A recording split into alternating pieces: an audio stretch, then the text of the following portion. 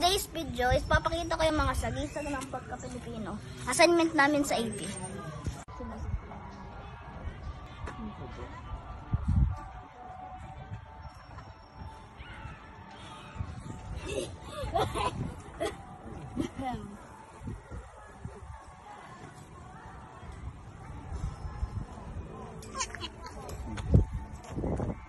Nga pala siyang pambansang bayani, si Jose Rizal.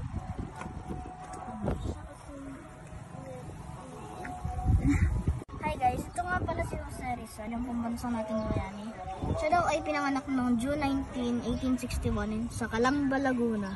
Founder of La Liga Filipina, a civic or organization that gave birth to the Katipunan.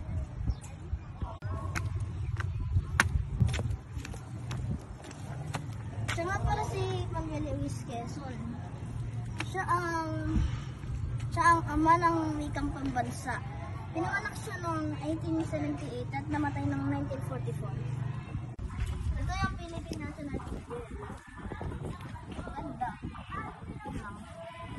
Pambansang prutas, mangga. Wala pang isang prutas. Ito ang Philippine flag. Ang kulay-kulay nagsasalita ng katapangan. At ang kulay asul naman ay nagsasalisag sa kapayapaan. Ang walang sikat ng araw ay nagsasalisag sa walong probinsya na nakipaglaban sa kapayapaan. At ang tatlong bituin naman ay nagsasalisag sa Luzon, Visayas at Mindanao.